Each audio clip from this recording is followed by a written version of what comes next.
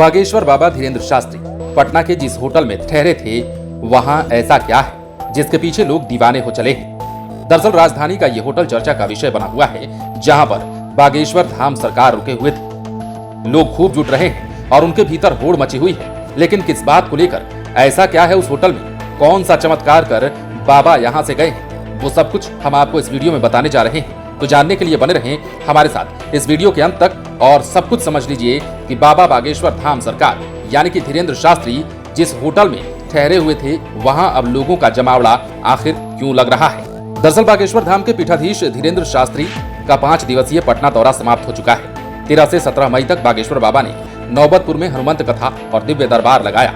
इस दौरान गांधी मैदान के नजदीक होटल में वो रुके थे और होटल के जिस कमरे में बाबा रुके उसे देखने के लिए बड़ी संख्या में श्रद्धालु पहुंच रहे हैं। भक्तों के द्वारा होटल प्रबंधन से आग्रह किया जा रहा है, कोई उस कमरे को देखना चाहता है तो कोई उस कमरे में ठहरना चाहता है। कई लोग तो ये भी जानना चाहते हैं कि बाबा किस तरह होटल में रह रहे थे और इस दौरान वो क्या खाते थे। दरअसल धीरेन्द्र शास्त्री के ठहरने के लिए आयोजकों के द्वारा पटना के एक होटल में एक फ्लोर पर 17 कमरे बुक किए गए थे। इन कमरों में बाबा के साथ आए सुरक्षाकर्मी, भक्त इत्यादि लोग ठहरे हुए थे। तो वहीं बाबा जिस कमरे में ठहरे थे वो प्रेसिडेंशियल स्वीट था।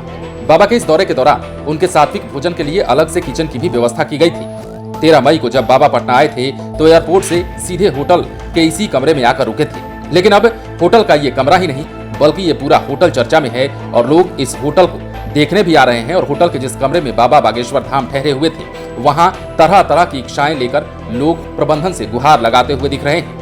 इसके अलावा बाबा बागेश्वर जब तक इस होटल में रहे तब तक होटल के बाहर मेले जैसा नजारा बना रहा। दिन रात वहां भक्तों की भीड़ लगी रही, लेकिन होटल में सुरक्षा के ऐसे कड़े इंतजाम थे कि लोगों का आना जाना नामुमकिन था। यहाँ तक कि लोगों ने जिन होटल में कमरा ले रखा था उनका भी आना जाना मुश्किल हो रहा था। बाबा तो अब इस कमरे से जा चुके हैं, लेकिन उनके भक्तों के लिए यह कमरा अब खास बन चुका है। ऐसा लगता है कि बाबा जब से इस कमरे को छोड़कर गए हैं ये कमरा और ये होटल लोगों के लिए तीर्थ स्थल बन चुका है और वो कमरा जो है तीर्थ स्थान। लोग बाबा के बारे में जानने के लिए होटल पहुंच रहे हैं। बाबा बागेश्वर जब तक होटल में रहे होटल के स्टाफ को कमरे में जाने की अनुमति नहीं थी। इस दौरान बाबा के खाने पीने और साफ सफाई की व्यवस्था उनके सेवादार ही देखते थे। धीरेन्द्र शास्त्री इस कमरे में पूजा पाठ भी किया करते थे। लोगों का कहना है कि जब तक बाबा होटल में रुके थे यहाँ का माहौल भक्तिमय हो गया था, लेकिन अब सब कुछ सूना सूना लग रहा है। अब बाबा के भक्तों में उनके होटल के कमरे के लिए क्रेज देखकर होटल प्रबंधन भी सोच में पड़ गया है।